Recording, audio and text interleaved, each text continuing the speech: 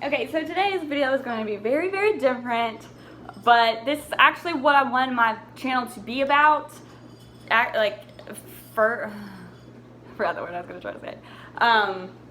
Originally, but I wanted to get used to being in front of the camera because this is just going to be so uncomfortable. Let me just be real with you. I have had a lot of problems throughout my life dealing with, I'm sorry, I have so many leaves in my hair because I was just rolling around in the grass with my dog. But I have had a lot of problems with mental illness, I guess you would say. I'm not mentally ill. But I've had problems with anxiety, depression, PTSD, addiction. Boom. And I've pretty much always had these problems. I would say anxiety was the first one that, I picked up on. I probably started having anxiety, more panic anxiety, whenever I was 7, 8 years old. I just remember having anxiety attacks in the shower to the point where I would be okay, I don't even want to go in there, fuck the shower. I would just be in a ball, thinking I was about to fucking die. And I don't know, I was fucking a child, so that was just weird. I think it was just that I figured out oh, people die, and so I was well, that means I'm gonna die, and that just, woo, did not need to happen. I did not need to know that. Yeah, and then my addiction years, I would say, was whenever I was 16 to 19. And it started with Xanax to help my anxiety. I just didn't even, I was doing it casually. Wait, what am I trying to say? I was recreationally? What am I trying to say? I was doing it with my friends in high school, so it was just a party thing. Sorry, that just freaked me out. But it helped my anxiety so much that I was okay, this is something that I want to take every day, and I don't know, that was stupid. But anyways, my senior year, my father died, and that sent me to a deep depression. And since I was already dabbling with the drugs, it just made that intensify by a lot. And so that was a month before I turned 18 that happened. So, like I said, 16 to 17, I was already kind of doing it, but it was just Xanax. And I know it's not bad, but, it wasn't, I hadn't, expanded myself yet. After my dad died, though, it was game over. I just honestly stopped caring about fucking everything, and it was oh, there's a drug around? Okay, let me do it. It didn't matter what it was. And so, yeah. Anyways, whenever I was 19, though, I was about to turn 20, so it wasn't a month in. No, I fucked up, you guys. But I was so sick of my mom being on my ass all the time about going to rehab, so I was alright, fuck it, I'm just gonna go.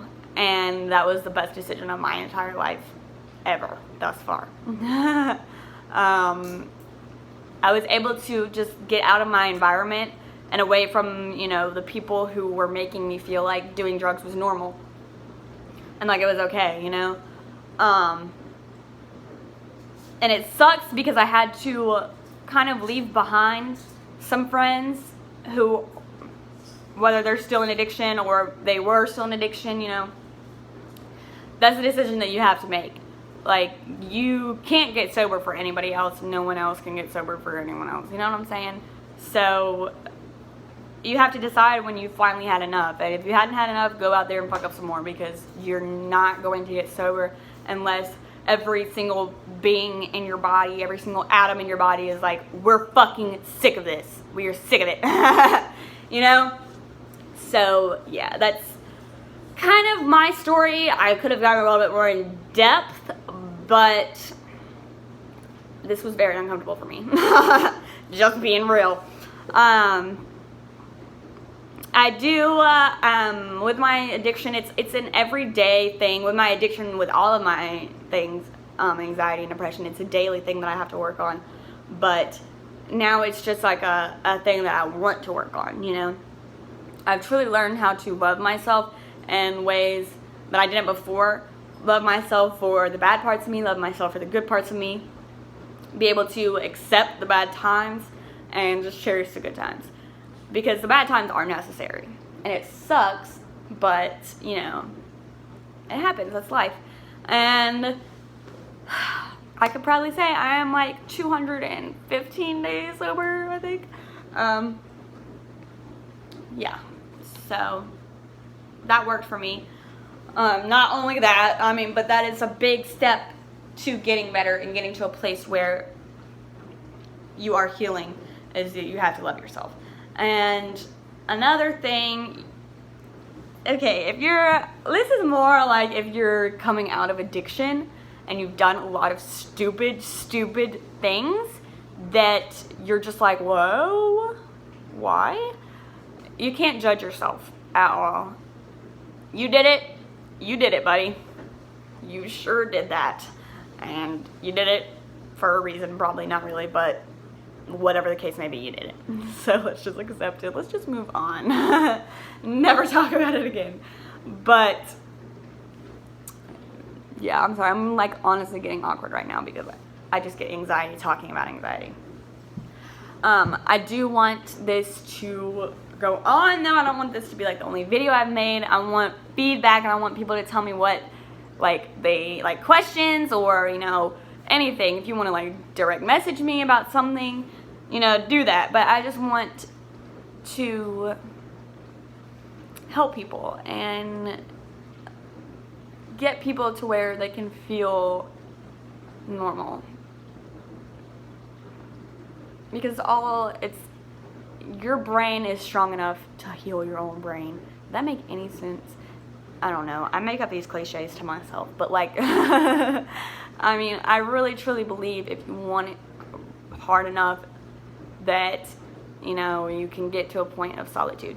And everyone is at different, you know, versions and levels. So yeah, it took me probably about 6 months to get to this point, but it might take someone else like a fucking year. It might take someone else 2 months. You know, and so don't give up on yourself. You are worth it. You deserve to be in a good mental state. And no one should get in your way of that. Not even yourself. Don't let yourself get in the way of that.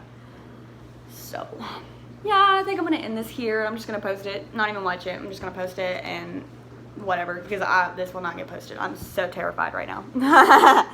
Oh, I didn't even show you my puppy. Did I show you my puppy? Nova. See, another thing is, get a puppy because you will not be sad with a puppy, okay? Peace out.